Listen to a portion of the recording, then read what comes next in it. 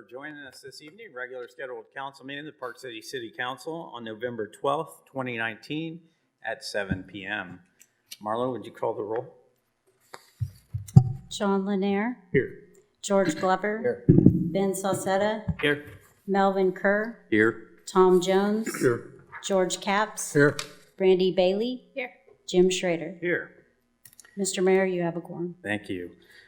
Tonight, Pastor Kit Berry is going to lead the invocation, and Councilman Jim Schroeder is going to lead in the pledge. If everybody please stand.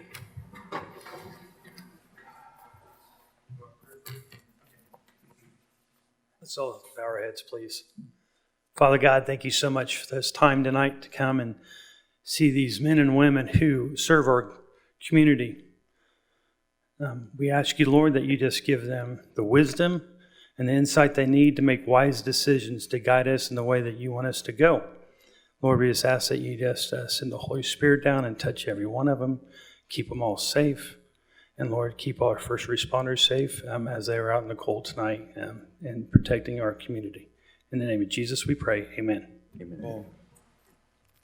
I pledge allegiance to the flag of the United States of America and to the republic for which it stands, one nation, under God, indivisible, with liberty and justice for all. Thank you. You may be seated.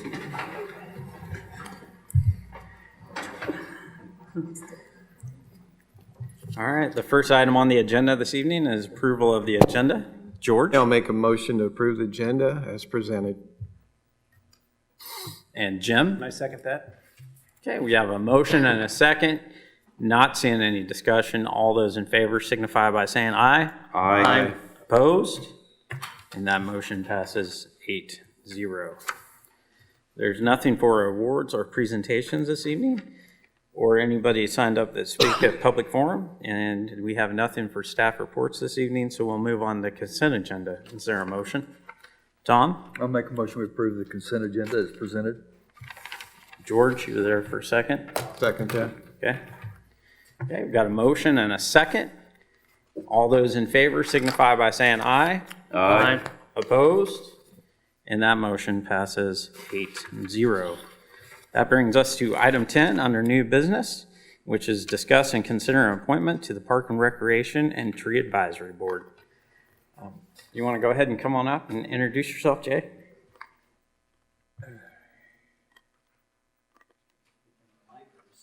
Yeah, right into the mic, yeah. Sean asked me for 45 minutes, and we'll be lucky we get 45 seconds.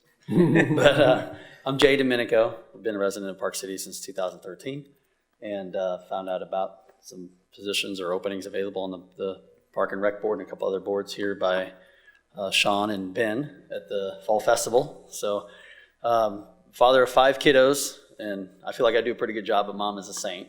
I think you've met my wife. But anyway, yeah, pleasure to be here and appreciate the opportunity. Looking forward to contributing to Park City. All right, thanks, Jay. Thank Ben? Well, even though we're not nominating the saint, I guess, here tonight, your wife, I am, it's, huh?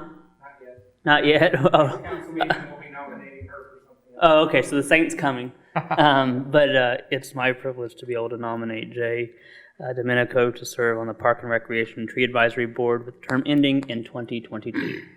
And Tom? I'll second that. Okay, we have a motion and a second. Not seeing any further discussion. All those in favor signify by saying aye. Aye. Opposed? And that motion passes 8-0. Thank you very much, Jay. That brings us to item 11, which is discuss and receive a proposal on Serve Park City Day. Sherry? Hello, everyone. I've met most of you, but my name is Sherry Busnitz. I work here in Park City for New Anthem Church. I'm actually the city council president in Elbing, Kansas, though, and this is fun for me to see how big city does it versus 197 resident city runs their operation. So thanks for having me. I've been working here for 3 years, and New Anthem Church has existed for 6 years. And I'm going to share a little bit about what we've done and what we want to do, but first I'm going to show a video of what we've done in the past.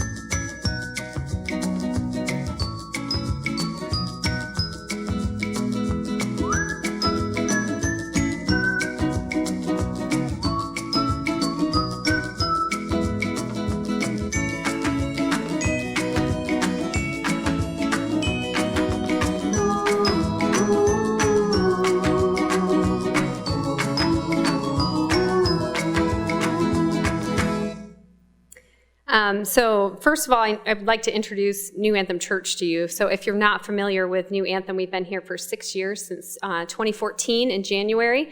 We average about 250 people in attendance. We meet at Chisholm Trail. Did I already say that? Chisholm Trail Elementary.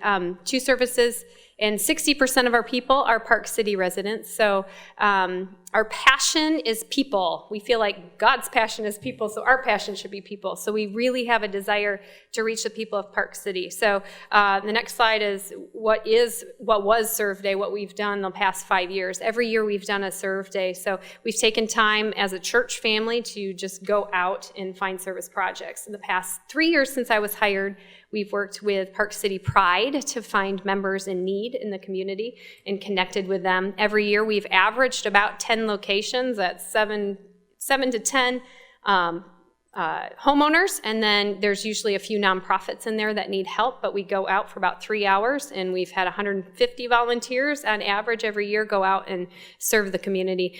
We do this in the spring. These projects vary from anything from indoor work. Last year we had a wonderful woman that needed all of her ceiling fans cleaned, so we had someone go out and do something as small as that to as big as last year we did a huge 2 trailer loads full of yard removal cleanup. So the projects vary. But as much fun as we enjoy having doing Serve Day, we thought last year the question came up, what if? What if this was bigger? What if this made a bigger impact? What if more people got involved? So that's why I'm standing before you today for a 2020 proposal. And here's what we're looking at. The purpose of a 2020 Serve Park City Day to make it citywide. We want to beautify the community, number one. Park City is a really great place. I've enjoyed even being on the Chamber of Commerce and sitting through our meeting where we had people come in and check out the community and see what they liked about it. It's a great community, but there's still opportunities and needs for people to clean up their houses, their homeowners' needs. To help families in need, there's a lot of older residents that can't clean gutters, they can't paint, they can't move things, so we help with that. Another purpose is to just instill a sense of community. You know, if we're going to live here, we might as well enjoy the neighbors that we're living around and being with, and then helping people connect to their purpose. There's a lot of different skills. Even in this room, there's a lot of different skills that people have, and so to be able to use those in a service-oriented mindset is going to be helpful. So that's the purpose of Park City Day. The scope is we really want it to be community-wide involvement. So that would be all churches and all businesses in Park City being asked to be involved in this endeavor in the spring. We don't, as a church, as New Anthem, we don't care if our name's on this or not. We just want to see it happen. We want to see people come together and work together. So businesses could be sponsors to offset funding issues, and then any churches can send volunteers to this day. And any project can be considered for Serve Day, even a plumbing project. Anything could be considered. We'll let everybody apply, and then we'll sort through those applications and see what can be done with the volunteer gift and skill sets that we have and what kind of materials we'll need for that. So that's the scope. The logistics, we're looking at doing it on Saturday, May 23. That is the Saturday before Memorial Day weekend. We've done it this particular weekend in the past because we figure what better way to honor the people that have served our country by serving people around us, kind of the pay it forward mentality. Anybody that would show up would get a free t-shirt. They would also have a free meal following, it would just be a morning, so like 9 to noon. Following the morning projects, we'd have a meal together at the park, and then we'd find businesses again to sponsor food, t-shirts, and supplies and materials. Your role, because I'm coming before you and saying, hey, let's do this together.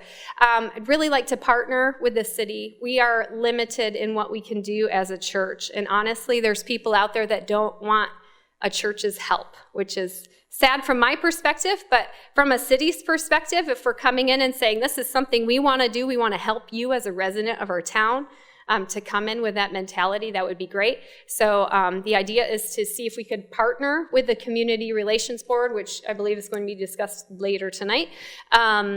You can also help us with communication. You have great resources here in town. Your Facebook page, I know, gets viewed a lot. and your signs that you have out to help communicate that this would be a citywide event. Help us create a civic mindset, that it's not just about religion or church, it's that we're living together, we're doing this life together, and we need to be there for each other and just support the effort that's going to happen. So that's what I'm asking for today. So if there's any questions about what the program looks like or about what the partnership would look like, I'm open to those. Okay, George Glover. Yeah, Sherry, I love your passion. Thank you. Your passion to serve others. The fact that we've all been called to do that, but the fact that you're including everyone in this call, all the businesses, all the folks that want to get involved in it, to serve others. So I helm the fact that you want to do that, not only as a church, but as just people that are interested in helping others in the city.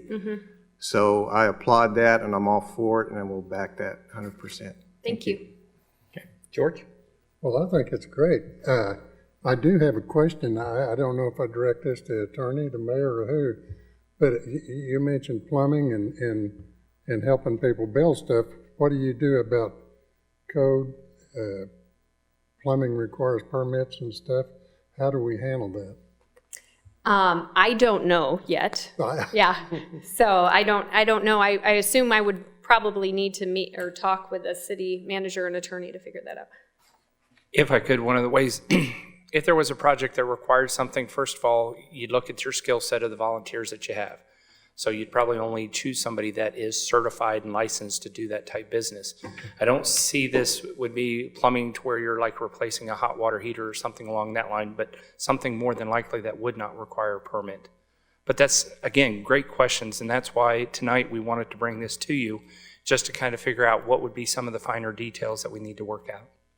And I think we can have an application process and have a deadline of when those applications need to be in by, and then that way we can find out if we have the right resources and staffing to take care of that. Sure. I could think in my mind of ways that could be handled and done, but I don't want to get ahead of staff. Okay. Yeah, I think really when you look at the application process, that's where we're going to be able to weed out or determine where a different need or a different direction we would need to go with that. And I think that would be brought to us through you on, if a scope of work is so large that it would demand that type, then that would be an area where we'd need to get involved. Is that good, George?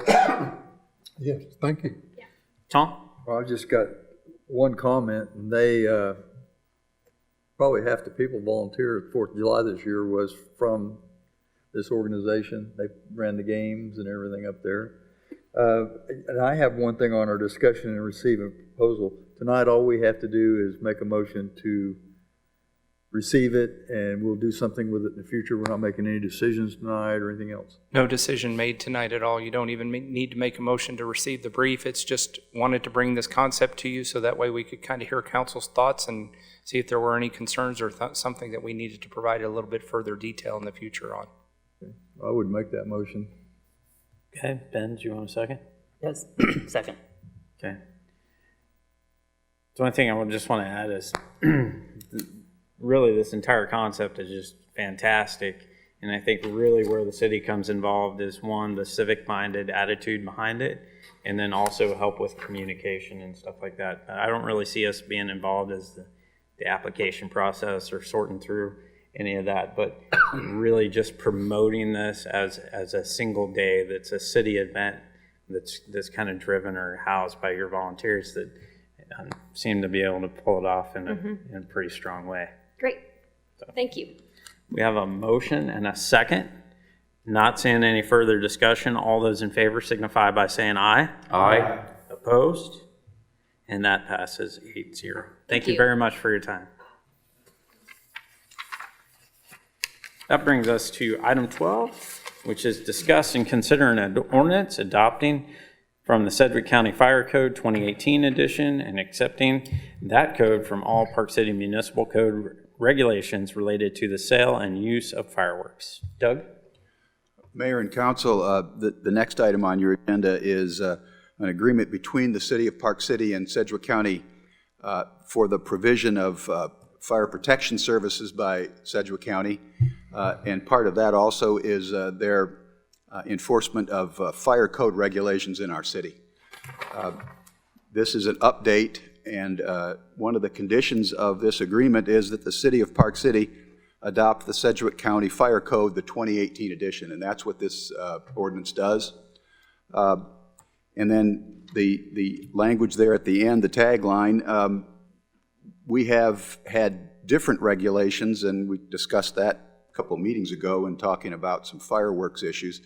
Our fireworks provisions are different than the Sedgwick County Fire Code 2018 edition, and so what we have accepted from their code is all of the existing fireworks regulations that we have on the books, to the extent that they conflict with anything in the 2018 Sedgwick County Fire Code. Okay, George? If I understand this right, we would still sell fireworks like we have in the past? Well, I want to say something about that. I got this thing right here. Very heavy. My yard had 4 or 5 of those in it, and, you know, some of them hit the top of my house, some of them were in my yard. And I'll tell you this, 2 years ago I had a stroke. I'm on blood thinners or anticoagulants. One of these things falling 200 or 300 feet from the air hit me in the head. I'd probably wind up in the hospital with a brain bleed. And I think some of these skyrockets that we're shooting, like this thing right here, and anybody can, you know, it's heavy. And, you know, I think they're dangerous. I can understand why Sedgwick County don't allow them. I tell you what, I love fireworks. I might be an old guy, but I've got a little bit of kid in me.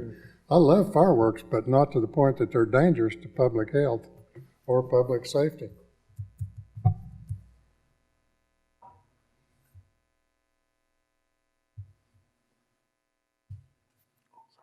Yeah, I had 4 or 5 of those in my yard and probably on top of my house.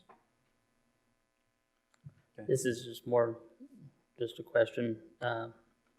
Doug, as far as, is there anything really different between the 2018 edition of the Sedgwick County Fire Code that, or it's just just bringing us up to date with what they're doing, is that correct? No? Nothing Yes. really? I can't comment on what the difference is between this one and the prior one, but it's probably pretty minimal changes.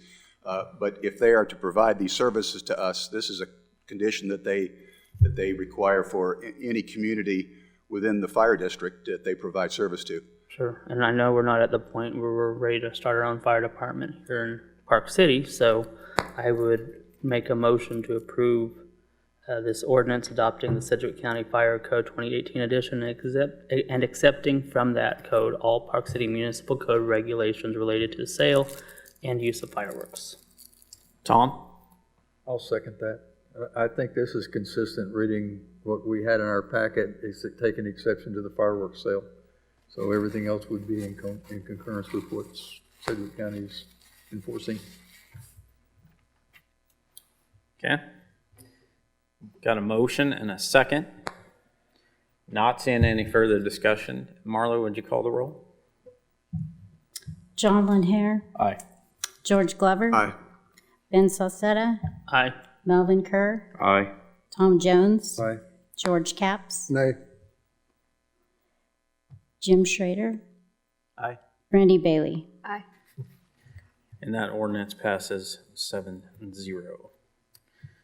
Thank you. That brings us to item 13, which is discuss and consider approving government services agreement for the fire code inspection by Sedgwick County Fire District Number 1 and enforcement by Sedgwick County, Kansas. Doug or Sean? Yes, sir. Good evening. The attached is a supportive government service agreement formalizing the relationship between the county and the city as it pertains to providing fire code inspection services and enforcement by the county. There's about 5 different things that it specifically states. 1, the county will provide inspection services in accordance with the latest code. City would not be responsible for any payments to the county or the fire district for the services provided. The county would receive all monies received for registration, license, permits, inspections related to the fire code. That doesn't mean that they'd receive all inspection fees, but just those related to the code. The city consents to the county exercising its local legislation, administrative, and enforcement of the code within our city limits. And then finally, the city consents to the county's jurisdiction to prosecute any violations of that fire code. There's no physical impact as far as the city is concerned, and we recommend approval. Okay. Does anybody have any questions from the council? Is there a recommendation? Jim? Sorry, don't hear you. Yeah, I have no questions, so I would move to approve the government services agreement for fire code inspection by Sedgwick County Fire District Number 1 and enforcement by Sedgwick County, Kansas. And Brandy? Second the motion. Okay, we have a motion and a second. Not seeing any further discussion. All those in favor signify by saying aye. Aye. Opposed? And that motion passes 8-0. That brings us to item 14, which is discuss and consider approving replacement of the 53rd Street lift station. Eric?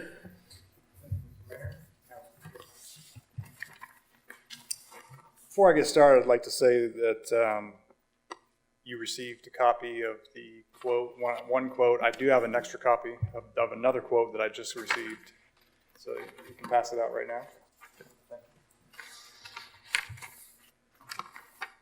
We're here to discuss and consider approval replacement of the 53rd Street lift station. The city has a total of 6 lift stations. 53rd Street lift station was the reused lift station that was moved to its current location in 1985.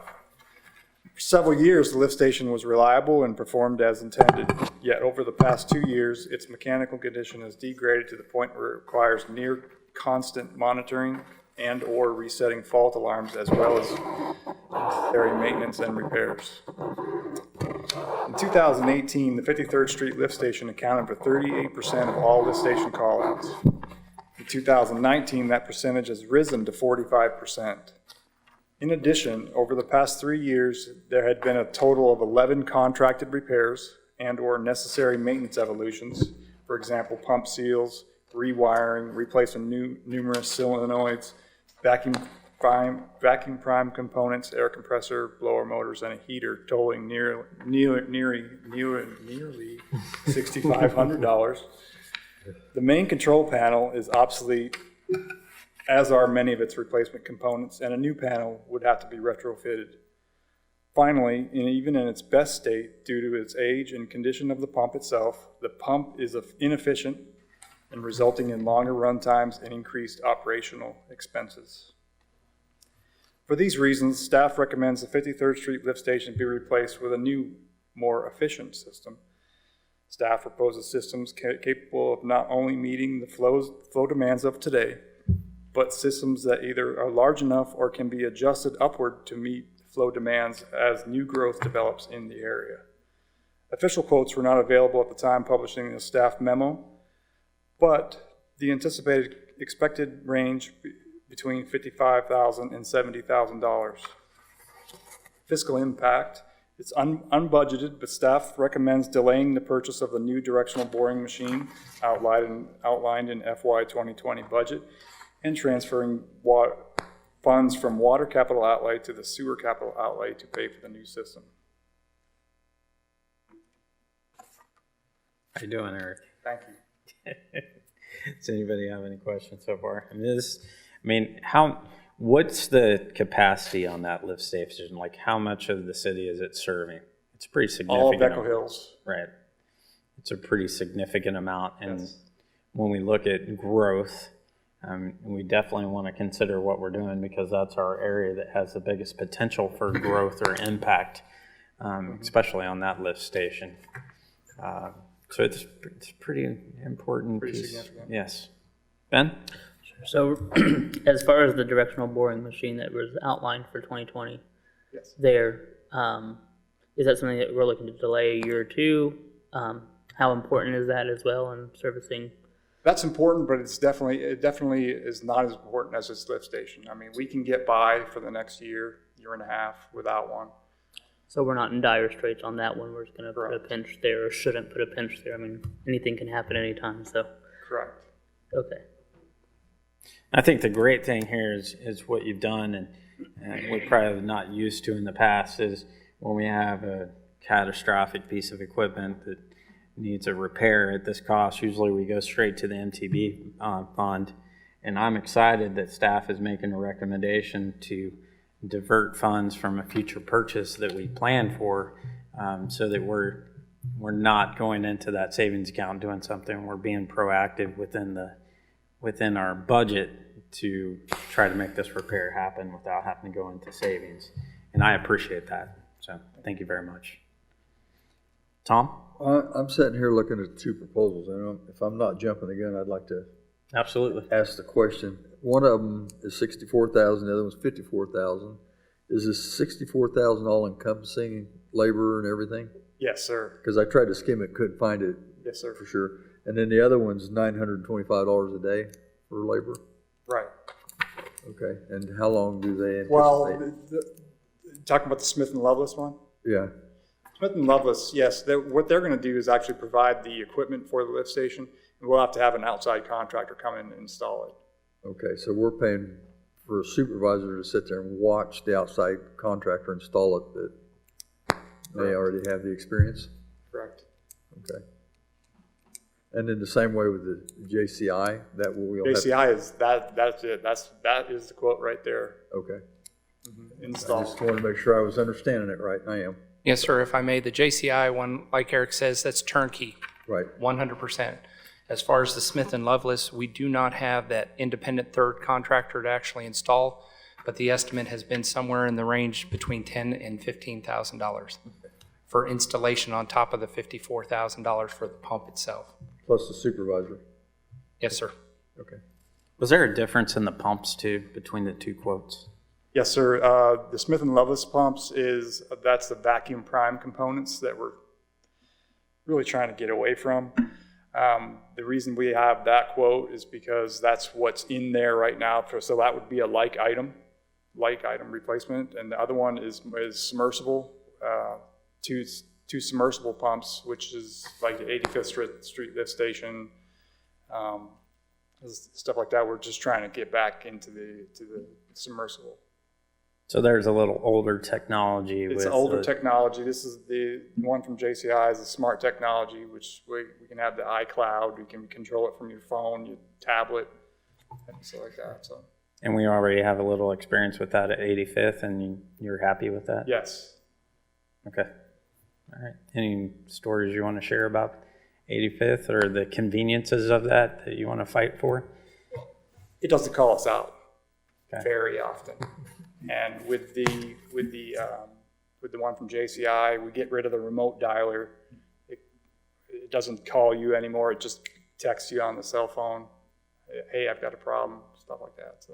So there could be a cost savings in labor too with call-outs. Okay. Jim?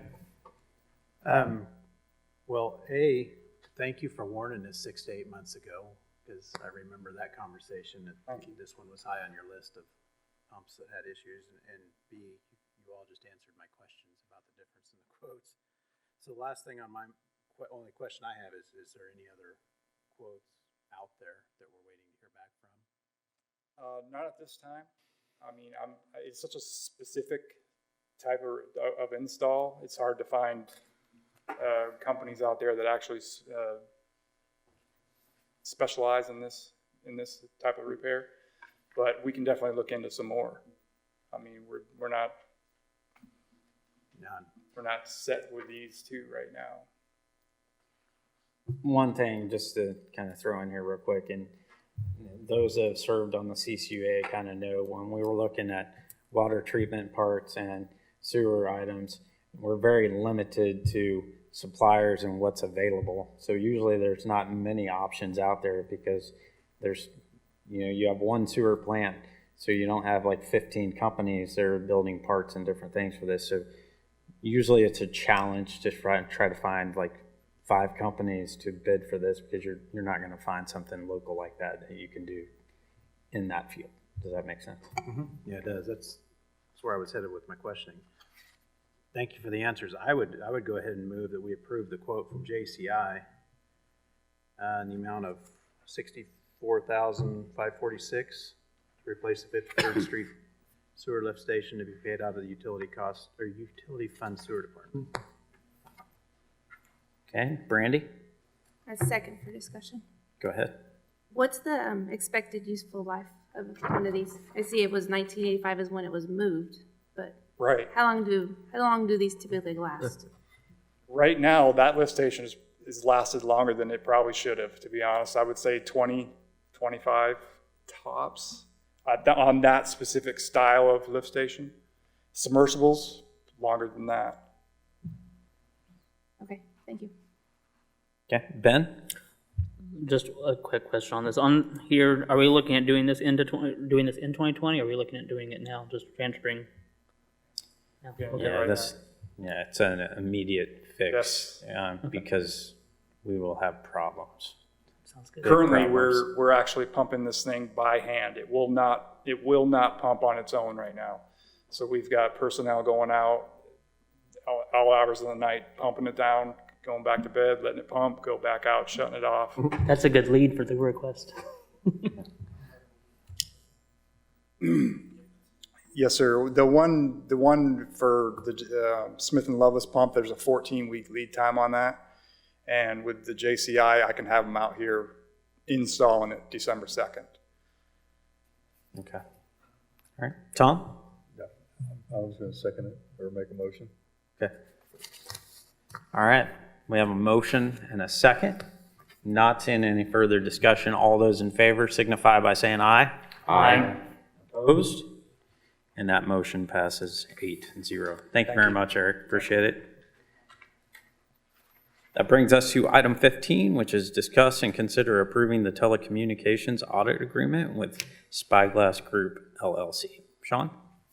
Yes, sir. This is a little bit outside our normal comfort ground. Spyglass Group LLC is a telecommunication auditing firm.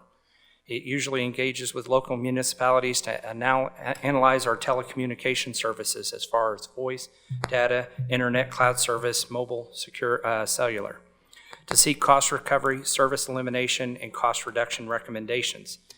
What they'll do is, if council approves this, we would provide them our last 2 months of all of our bills that we have related to anything to the internet, cell phones, or something along that line. They will conduct an audit, and once complete, they will come back to staff, which would be forwarded on to council with a summary of findings prior to implementing any type of recommendation. And then if we look at the recommendations that they made and we like them, then we can go ahead and ask them to actually go ahead and implement those. They have their connections with the telecommunication companies that they're used to dealing with, and so they know exactly who to reach out if you're talking AT&T or Verizon, who to reach out exactly to make those changes of recommendations. So the way that they are paid is when and if those recommendations are approved by the governing body and then implemented, they get 50% of any cost recovery. That's if we had something that we looked at, let's say Verizon was supposed to pay us so much X amount of dollars 5 years ago. If they were able to determine that, then they would get 50% of the cost of that. If they make anything going forward as far as service elimination or cost reductions, then they get 12 times that whatever the monthly charge is of that service. So you can look at it that we would still be paying roughly the same amount that we would be right now for the next 12 months, but then after that, the savings is when the savings would be realized by the city itself.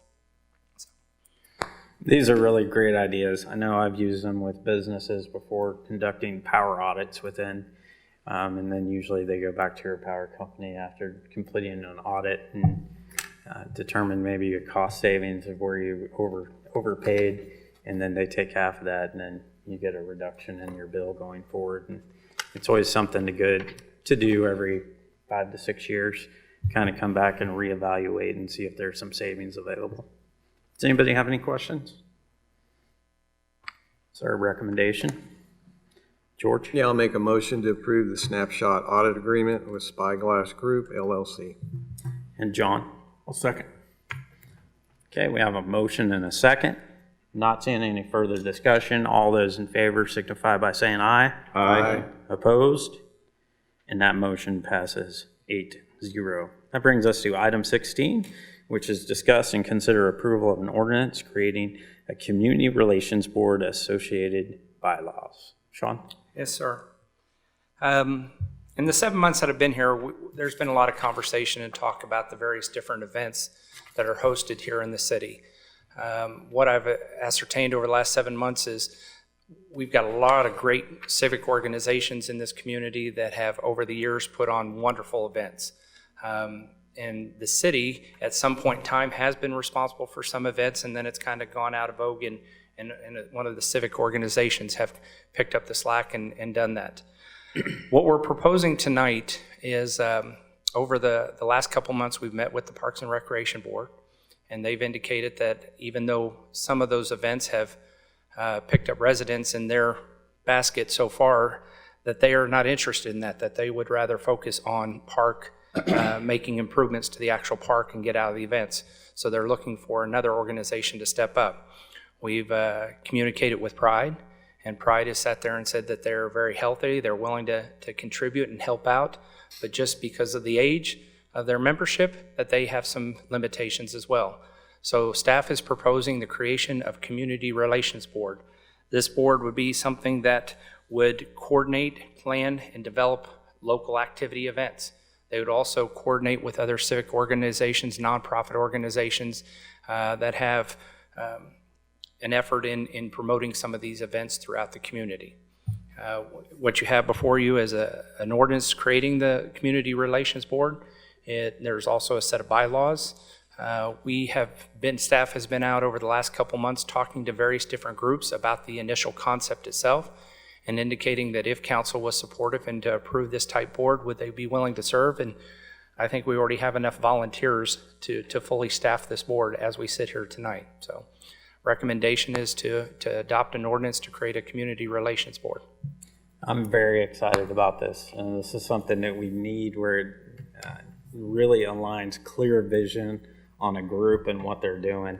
I know Sean has been out and met with multiple people in different HOAs, and I think you have 8 people that are already interested in serving on this. And to serve in this capacity and the type of work it takes very special people, because it's a lot of hard effort and work to do that. And to have a board that's vision cast on this as their mission, and people know what they're getting into when they get it, I just think this is going to be very successful, and it's going to help pull off some great events within the city. Ben? Well, I would agree here after talking with some of them there from the Park Board, Park and Recreation Board, that this would be a great opportunity to have a group solely dedicated to making sure that the events that we have, that so many of our residents already enjoy participating in, and we've seen them grow over the last couple of years. This is a great opportunity for us to expand that and to make sure that we're including others as well in the community. We've had a lot of help from New Anthem, as was mentioned earlier. Our church here in Wichita has come up and helped several times for different events, but it's an opportunity to expand that growth or expand that base, So I would be very supportive of this and make a motion to approve this ordinance creating a Community Relations Board and associated bylaws. George? Yeah, I'll second that for discussion. I also agree with that. I think it's due time that we have this board. I appreciate Sean and your efforts in trying to get this together. There are a lot of folks in the community, for whatever reason, want to serve, but can't, maybe disabilities or whatnot, but we have an opportunity here for all folks, and that's the thing. It's all folks to come in and join us in being part of this this mission or this thing that you're trying to do, because it promotes Park City with the residents that we already have, getting them involved in some of the things that we do. Again, showing them some of the amenities that we have to offer. I think people will possess that and they'll own that and they'll want to be part of it. So I'll go ahead and second this motion. Thank you. We have a motion and a second. Not seeing any further discussion. Marla, would you call the roll? John Linhair. Aye. George Glover. Aye. Ben Salcetta. Aye. Melvin Kerr. Aye. Tom Jones. Aye. George Capps. Aye. Brandy Bailey. Aye. Jim Schrader. Aye. And that ordinance passes 8-0. Thank you. Brings us to our last item on the agenda, which is just to discuss the panhandler ordinance. We briefly just brought this up last meeting, so Doug, can you give us kind of a recap on what we have currently?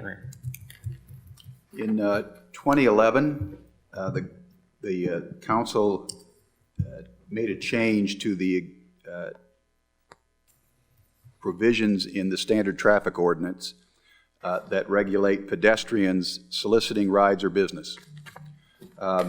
What the city did 8 years ago was to put in a provision that expanded or actually lessened the restriction. The standard traffic ordinance prohibits the solicitation standing upon or along a street or highway.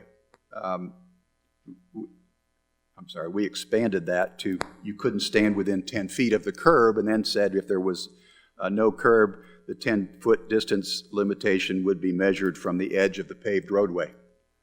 A second thing that was done at the time, and I am honestly telling you, I don't remember that we did this purposely, but we do not have in our existing ordinance a permit provision, which does exist in the standard traffic ordinance today. I can't tell you if it did back in 2011 or not, but so in Park City today, I'll read subsection B. Subsection A talks about basically hitchhiking, and that's, can't do that. You can't stand along the street for the purpose of soliciting a ride. Ours reads the same as the standard traffic ordinance. Subsection B is the one that I think you're concerned with, which would be panhandling, and it reads, our ordinance reads, no person shall stand upon or along or within 10 feet of the curb of a street or highway for the purpose of soliciting employment, business, or contributions from the occupants of any vehicle. For streets and highways that have no curb, the 10-foot distance limitation above shall be measured from the edge of the paved roadway. Thank you, Doug. This is the time to jump in or kind of have some discussion about this. John, I know you brought this up. Is there any comments to? I would defer. I mean, I just, it was brought to my attention by a resident, and, you know, it does seem like certain times, of course now it's cold out, but certain times of the year we tend to get, I don't want to say a crowd, but we get a few people at the exit ramps. And basically is what's happened is Wichita, I think Wichita's banned it, so they've just moved to the outer areas where it's not prohibited yet. So it's kind of one of the effects that we've got from that. So I feel like more than anything, we just need a healthy discussion. If we need to take action, we should, and if we don't, then that's fine. Yeah. Doug, do you know exactly how Wichita's handling it? I don't. Phil might know more than me. I don't know the specifics on their ordinance. I know that they did, within the last couple of years, try to make an effort to enforce that more. But I don't know specifically how the ordinance reads in Wichita. There are some difficulties in taking an absolute approach and saying you can't stand near the street or highway. I mean, this is pretty specific right now. In order to cite somebody and convict them of violating this provision, we have to prove that they're standing there for the purpose of soliciting employment, business, or contributions. And I think, I don't remember if it was discussed at the council meeting last time, but these people are pretty sharp, and there are some protections to people that want to stand out next to a street.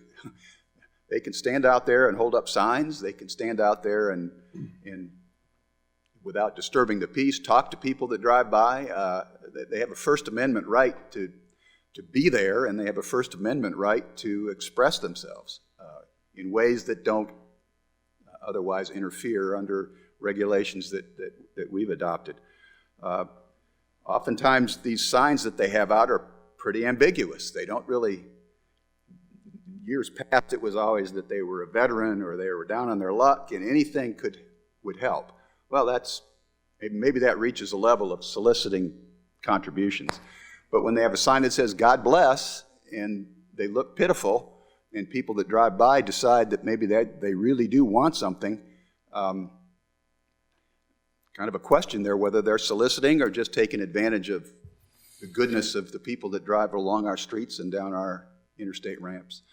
I did mention to Sean, I have some experience. One of my children lives in Kansas City, and They have a bigger problem there than we do, bigger city. But one approach that groups up there have taken is they sell packages that contain little coupons for food and maybe some hygiene products. And people are encouraged when they see somebody by the highway who appears to be soliciting to open the window and give them one of these packages, which kind of, if you're a little bit jaded, probably discourages the person asking for something, but certainly is a charitable act on the part of the people that are driving by, and is intended to sort of meet what appears to be the problem that these people have, assuming that they're down on their luck, homeless possibly, and in need of some food and maybe some hygiene products. So that's the way some other communities handle it. I don't know about enforcement in Kansas City, how rigorous it is and what their ordinances say. I know, and I remember part of that conversation that we talked about the last time, and a lot of that surrounded that First Amendment right, and that's where we came back to the 10 feet because we addressed it more as a safety issue. They weren't impeding traffic and causing problems, because typically that's where the problem starts, is they start blocking traffic or start walking in between lanes, and we were trying to keep that out. And I know we had people standing in the medians at one time. Wichita obviously was having a pretty significant problem. They seem to have addressed that quite a bit. You don't see it as much anymore. I know they have a lot of community information that they're pumping out signs now on the back of street signs. They're saying, you know, not to do that, look for other options to do that. I know the Wichita Police Department also has their hot team for their homeless outreach that they do, and they have a group of officers, and obviously they have a bigger issue downtown, but specialize and deal with that and trying to make sure that they get people the right help. I know what Doug's talking about in Kansas City, sometimes handing them packages of stuff, all that does is create more litter within the town, and that's something that you have to be aware of too. But I know as Wichita continues to work on that, like John says, that's just going to push it out to other communities, and I think we want to make sure that we're aware of it, looking at it, because we don't necessarily want to see that too. I know of 96 and Rock Road, if you get off and you look over there, it's there's probably 50,000 cigarette butts and different trash and other stuff that's all piled up, and you know, it really takes an effect on those corners where people stand. Ben? So currently we have an ordinance there that prohibits at least up to 10 feet there already from some sort of panhandling. That's correct? Yeah, that's what he just read. Now, as far as, as a safety issue, wouldn't that then need to apply to any person if we're looking at it as a safety issue? Any person walking within 10 feet of the highway would become by a street would become a safety issue? No. Again, this is specifically a prohibition against being within 10 feet of the curb or of the pavement and soliciting employment, business, or contributions. You could be standing right next to right on the curb with a sign, God bless America, you know, thank you for your service. I mean, anything, you could be waving at people. You know, now if you're wearing a little sign that says, you know, shop at Joe's, that's soliciting business, so you can't do that. But you could be in costume and having fun, and so we don't prohibit people being within 10 feet of the roadway or the curb under those circumstances. Okay, and the reason I brought that up was just that the comment was made concerning we approached it as a safety issue, which I'm not disagreeing with. I'm just wondering then, if we're looking at it as a safety issue, would it have to be consistent across the board? That's my only question there. The safety issue comes up with interacting and engaging with the vehicles coming up. That's where the safety concern is. They're impeding traffic because usually they're walking in the street, slowing down people, or have a stoplight that's now turn green, that they're now holding cars up while somebody's trying to, That's, yeah, I'm good. okay. George? Is the fire department still standing at the curb with their boots collecting money, or they're not doing that anymore?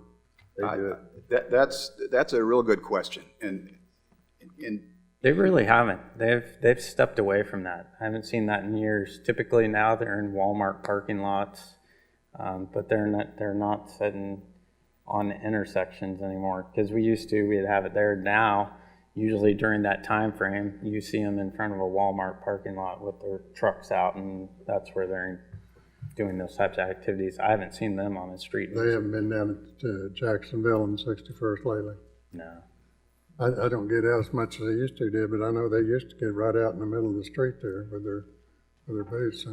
And you know, God bless them, we're doing a good job, but still, yeah, the law's the law. Applies to everybody, doesn't it? Yep. George? Yeah, I know. I've seen a couple of them right there coming off the off-ramp.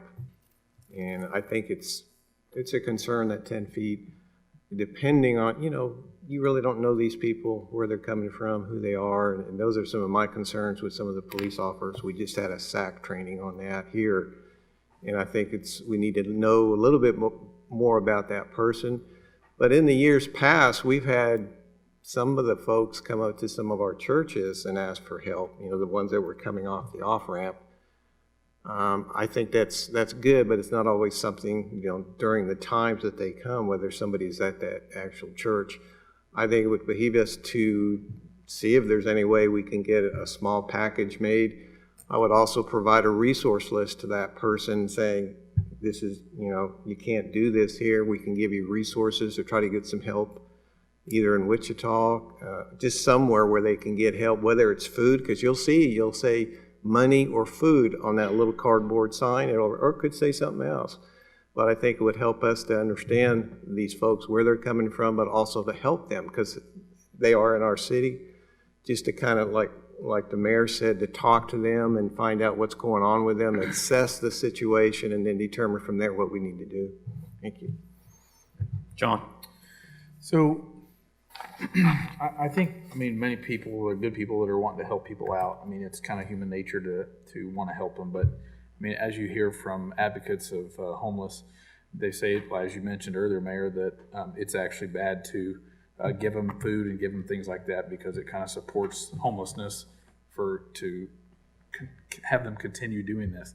Whether if you refer them downtown to Lord's Diner or to the homeless shelters, they teaches them like job skills and things like that, where they can get back on their feet and not be homeless. It is hard to say no, and the last thing we want to do is be writing tickets to homeless people that just furthers the problem.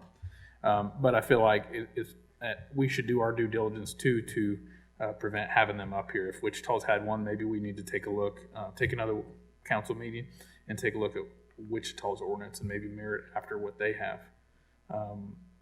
And also, I would ask the chief if he has any recommendations that would make their job easier, whether it's, maybe, as we mentioned, give them the resources and stuff. I'm not crazy about giving them packages and stuff. I feel like there's plenty of advocates and services out there for the homeless that do that we may not want to get into that. But I guess I'm up for a recommendation from Doug or the chief to see what do they want to do. Do we want to leave it as it is, or take another meeting and have a few weeks to do some more research? Okay. I have one comment before you get to the chief, because you're kind of asking me. I didn't want to suggest it before somebody's asked, but I was here in 2011, and I'm sure I drew this up after the discussion, and we thought it was a good idea to put 10 feet in there. That's just pretty much of a worthless provision. You really want to be just like the standard traffic ordinance and say you just can't stand on or along a street or highway to solicit employment, business, or contributions. The 10 feet doesn't make any sense, because anybody who's standing 10 feet away with a sign is going to violate the law when they walk over and get the money or whatever they get. Nobody's getting out of cars and going to hand things to these people. So I would suggest that we just go back to maybe repeal this ordinance sometime. We don't have to do it tonight or the next meeting, and go back to what the standard traffic ordinance provides. The one additional thing to discuss at that time is, do we want to have permits? If you want my suggestion, I'd say big no to that. Because if you had permits, you can't say, oh, we love the firemen in their boots, but we don't like these people over here. That's not a business that we want to be involved in. So my recommendation would be that we go back to getting the 10 feet out of there, and that's the way our ordinance reads, and we don't have a permit process. Yeah, Chief? I would agree with Doug that if nothing else, we'd be better off to go back to the standard traffic ordinance. It's a better ordinance, in my opinion, than the one that we have right now. Okay. The permit thing, I'm neither here nor there with that. I think if we look at a permit, we need to be pretty restrictive, like 501c3. That would pretty well, that they're a legitimate organization if they're a 501c3, but otherwise they can claim to be, whatever. One thing that you might want to consider is to look at some language about collecting. The soliciting part, that Doug addressed that with the First Amendment issue. People learn after a while they're chronically homeless, and they'll word their sign in a way that's, doesn't say I'm asking for money, because they know they can't do that. If you could put something in there about collecting, stepping out into traffic to collect money, that goes around that issue. It gets away from the intent. So you don't have to show what their intent is for being there. And then something about impeding the flow of traffic. We were looking at the standard traffic ordinance. I don't know that there's anything there. We were trying to find something about pedestrians impeding the flow of traffic, and I didn't find anything right away. So that may be something to consider. Okay. With that said, I guess, Mayor, I brought it in. I guess I would just ask that we just defer this to the next meeting, or even the one after that, if council need further time to do some research on it and put it together. But I appreciate the work you guys put into it. Thank you. And then can we also have staff look at some surrounding communities? Yes. And maybe see if or how they've addressed some of this issue? Thank you. I was going to say this. I was going to stay out of it. This ordinance came about because we had people walking out in the street. Fire department was out in the street up by Quick Trip. They were in Jacksonville out in the street collecting money, and they wanted to ban it. And because of the legal organizations collecting at the time, like the fire department, they elected not to ban it and put 10 foot behind the curb, which would keep them out of the street. And that's the only reason it stayed. Otherwise, this would have banned all solicitation like that. I don't know if John remembers much about it. I'm kind of going from memory. But I know that we were looking at a total ban at the time. And I don't know if we can legally do that. But And part of that, I'm sorry if I could interject. No, I'm done. Part of it was there was a kind of a popular phase for a while of sandwich board signs, and everyone had like a furniture store closing at 29th and Rock, and for some reason they showed up here. But so we had discussed so then, and they were putting signs up, whatever mattress store closing, it seems like was one of them, and they put 20 signs down the street. And then to get around that, they would have a person standing with the sign. So. And two, at that same time, there were some flying by night groups that were coming in that you would see, 21st and Rock, and then the next thing you know, in the afternoon, they were up here at 61st, yeah. And there would be like 8 or 9 of them with buckets walking up and down, and they would say they were with some charitable group or something, yeah. And then once you start talking to them, they'd back up, go to another location across town, and we were having a lot of problems with that at the same time. George? Well, I know that people get in trouble, they get hard up, they break down, different things happen and they need help. But I recall I used to carry a list with me in my patrol car that had all the organizations in it, the Salvation Army, All Faith Ministry, all the different places, send people to them. I had no problem getting people help. If they want to stand out on the corner of the street and panhandle for money, they're doing it because they want to. But there's no need for them to. There's help for those people if they really need help.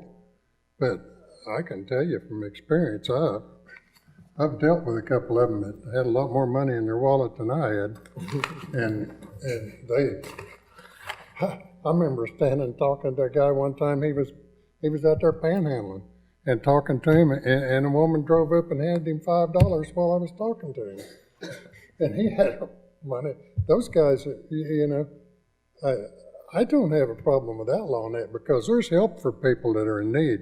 If people need help, they can get it.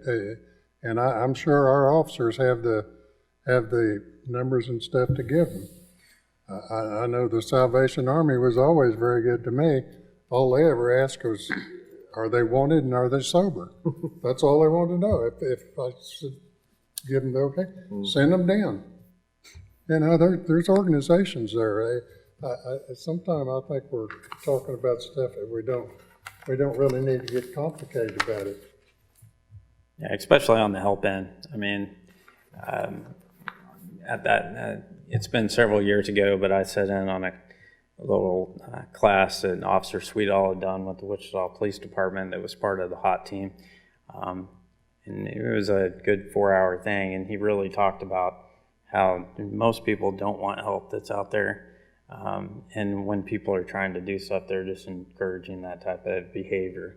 So I think we just really need to look more on the enforcement side, because like George said, if people want help, there's plenty of help out there, and some of those folks are doing pretty good, and they don't want that typical day-to-day grind because they're doing better standing outside. And all we do is just, when we contribute to that, we just approve that type of behavior, and that's what causes some of the issues. And I think Wichita's done a very nice job with trying to get that cut back and get information pumped out, and it's just something we need to stay diligent about, because as they force it out, it will go to the outlying communities. So it's a good discussion this evening. That was the last item on the agenda, so we'll move on to governing body remarks, and we'll start with Jim. I just wanted to say thank you for everybody that got out and voted last week. Your votes were appreciated. I don't have anything else to add tonight. Randy?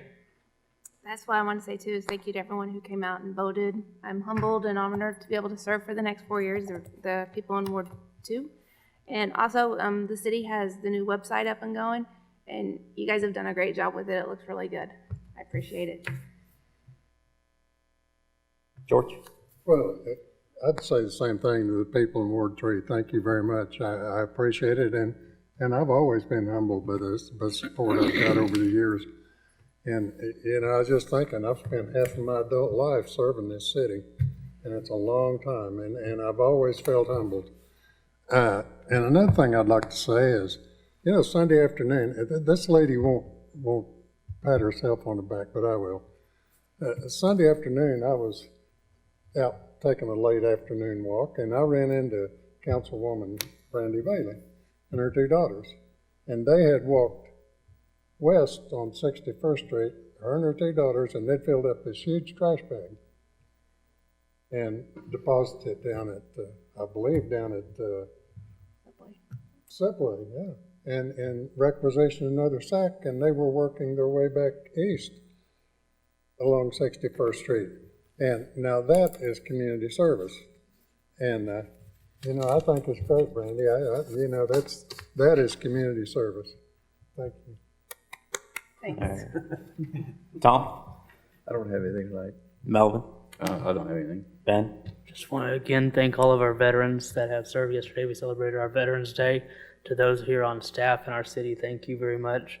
To those in our community who have fought and served our country, again, thank you for all that you have done. And to the families of each one of those that have served, again, can't say thank you enough for the sacrifice that you make, sending your loved ones into battle to protect our freedom. And so thank you all very much. And then this Saturday at 9:30, have the Convos event. Representative Emil Berquist will be joining me this month, so invite you on out, 9:30 this Saturday morning.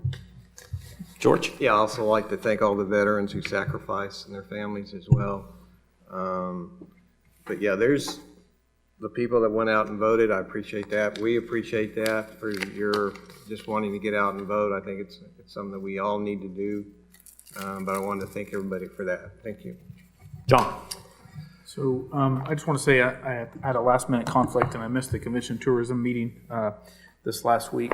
But I do want to say Neil Bela stepped down as the chair, and the board has nominated or elected Warren Hardy, who's here tonight. So I want to thank him for stepping up and taking that role, and I really look forward to working with him over the next, at least year anyway. So thank you for that. But anyway, that's I have nothing further. I would make a motion to adjourn. Okay, Ben? Second. All right, we got a motion and a second. Not seeing any further discussion. All those in favor signify by saying aye. Aye. Opposed? And the motion passes 8-0. Thank you.